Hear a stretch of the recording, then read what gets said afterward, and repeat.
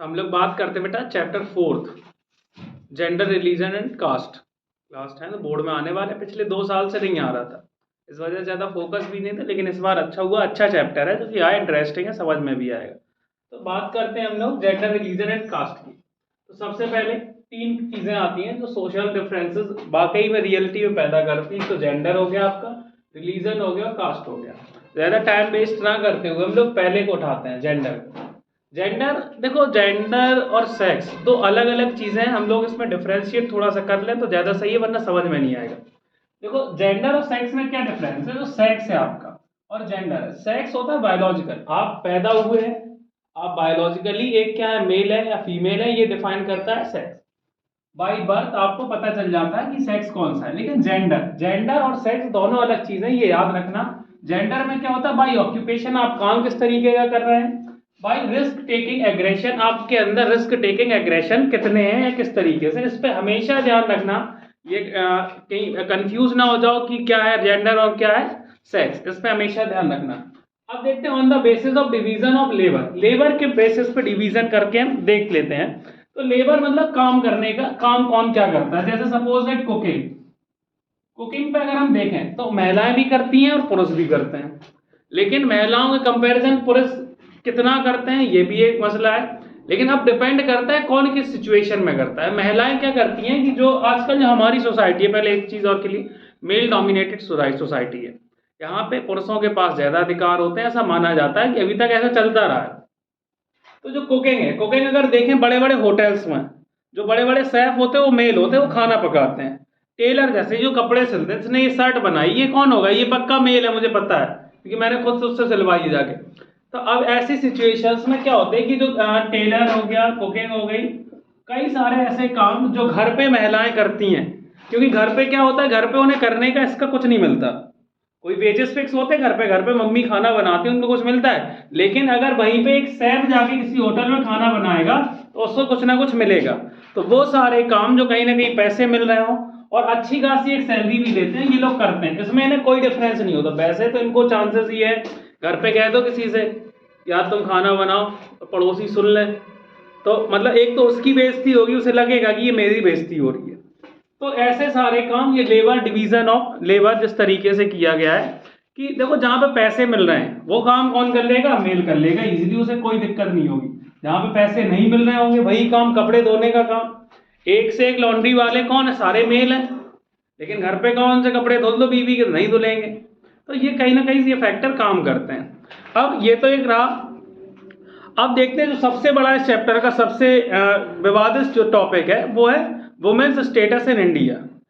इन भारत में महिलाओं की क्या स्थिति है, क्या स्टेटस है, हम लोग उसको जरा अच्छे से समझने की कोशिश करेंगे।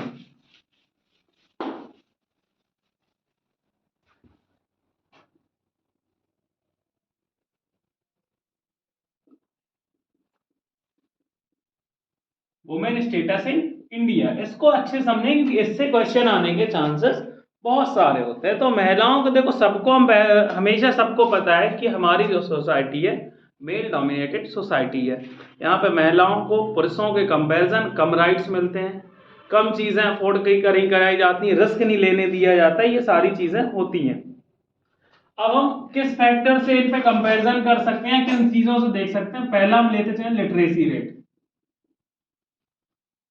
लिटरेसी के ब्याज से अगर हम कंपैरिजन करें, जो आप लोगों की बुक में दिया हुआ है, तो उसमें दिया है 2011 की सेंसस से जो लिटरेसी रेट है वो महिलाओं में कितना है, 74%।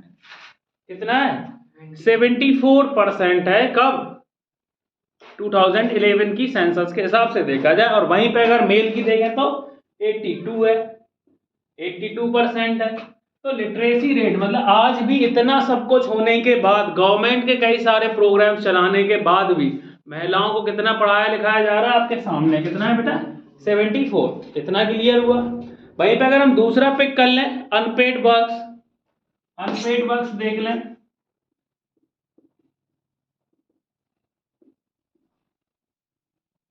अनपेड वर्क या पेड वर्क कुछ भी कह सकते हैं इसको, क्योंकि वो तो कोई मेल है, मेल कहीं पे भी काम करके आता, 6 आवर्स वर्क करके आए और वो थक करके लेट गए। अब वो घर पे कोई काम नहीं करेंगे, क्यों नहीं करेंगे, क्योंकि उसके बदले उसे पैसे नहीं मिल रहे होंगे। लेकिन एक कोई लेडी है जो पूरे दिन घर पे काम कर रही है, लगभग 16 to 18 आवर्स, लेकिन उसे क्या मिल रहा है? कुछ नहीं मिल रहा है। लेकिन ये क्या है? ये सारे अनपेड आवर्स में ही तो आएंगे इसके। नहीं, काम तो करवाया जा रहा है लेकिन इनको दिया कुछ नहीं जा रहा है। तो भाई बात दूसरा हम बात करते हैं जो हमारा नेक्स्ट है, difference in wages. Difference in wages का हम एग्जांपल ऊपर भी दे चुके हैं कि कहीं पे भी जैसे सैलरी किसी मेल की कितनी होगी 20 और फीमेल की हो सकता है कितनी हो बेटा 15 या 10, मतलब डिफरेंसेस रहते हैं हमेशा। और एक जो लास्ट इसमें आता है चाइल्ड सेक्स रेशियो, ये सबसे ज्यादा दिक्कत आती है इसमें। चाइल्ड सेक्स रेशियो एक माइंड सेट है कि घर में क्या लड़का ही पैदा हो। क्या होता है एक माइंड सेट कि घर में लड़का ही पैदा हो, जिसकी वजह से क्या होता है कि अब तो गवर्नमेंट ने कई सारे ऐसे स्टेप ले लिए जिससे कि आप पहले से अल्ट्रासाउंड वगैरह ना करा के ये ना जान पाए कि आप पैक को क्या बच्चा कौन सा होने वाला है, मेल या फीमेल बेबी कौन सा होने वाला है। तो गवर्नमेंट फिर भी इतना काम करती, लेकिन अभी भी जो चेहरों पे खुशियाँ आती हैं वो हमारी समाज में आज भी ये प्रथाएं हैं बेटा कि इसमें क्या होता है कि अगर कोई लड़का हो जाए किसी घर में पैदा तो अलग ही वो पटाखों से पता चलता है कि खुशी कितनी है। और एक कोई बच्ची पैदा हो जाती है तो आज भी कई, ऐसा नहीं है कि सारे लोग हैं, आज भी ऐसे लोग हैं जो उनके चेहरे उतर जाते हैं, पता नहीं उन्हें ऐसा क्यों लगता है। ऐसा माइंड सेट है लोगों का जिसको चेंज करना चाहिए।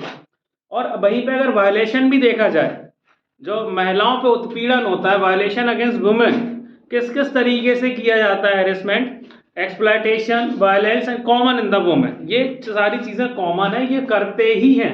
In urban areas violence against women has increase in the recently years. अगर पिछले कुछ सालों की बात करें तो शहरों के कंपैरिजन जो गांव देहातों में जो महिलाओं के साथ उत्पीड़न किया जाता है वो कुछ ज़्यादा ही है। एक तो वो वहाँ पे पी लेते हैं, ड्रिंक कर लिए, उन्हें पता नहीं, उन्हें ये लगता है हम ही सिकंदर, वो सारे काम करेंगे जो एक राजा करता है। वो ये भूल जाते हैं कि जब वो तुम जिसको लेके आए हो वो अपना घर छोड़ के सिर्फ आपके लिए यहाँ पे आई है, लेकिन वो ये सब सारी चीज़ें ना दिमाग में रखते हुए उसे मारेंगे, परेशान करेंगे, एक वो डॉरी का एक वो प्रेशर बनाते हैं, ये सारी चीज़ें चलती रहती हैं। लेकिन अगर कंपेयर करें हम दोनों चीज़ों में, वुमेन पे जो परेशानियां, जो इन लोगों को प्रताड़ित किया जाता है, जो वायलेशन होता है, अगर कंपेयर करें हम इनको अर्बन और रूरल एरियाज में, तो अर्बन एरियाज में ज़्यादातर जो पॉपुलेशन है वो एजुकेटेड है, तो एजुकेटेड बंदा ये सब करने से सोचेगा, ये सब काम करने से। लेकिन रूरल एरिया में आज भी किसका एजुकेशन की कमी होने की वजह से, लिटरेसी रेट की कमी होने की वजह से ये वायलेशन देखे जाते हैं। आप किसी भी एक ऐसे पर्टिकुलर स्टेट में ऐसे वायलेशन आपको कम मिलेंगे जो हाईली डेवलप्ड होगा, लिटरेट होगा, जो पढ़ा लिखा होगा। एग्जाम्पल ले लें हम केरला का और बिहार का। केरला में ये जो वुमेन्स का जो हैरेसमेंट किया जाता है, वायलेशन किया जाता है, बहुत कम होगा। अब वहीं पे हम कंपैरिजन करते हैं किससे, बिहार से। यहाँ पे ये सारी चीज़ें ज़्यादा हैं क्योंकि कहीं ना कहीं वहाँ पे क्या है, एजुकेशन लेवल है वो बहुत कम है। ठीक है बेटा, इतने में किसी को डाउट? ठीक है, इसके आगे का फिर से देखते हैं, वुमेन्स पॉलिटिकल रिप्रेजेंटेशन क्या देखें।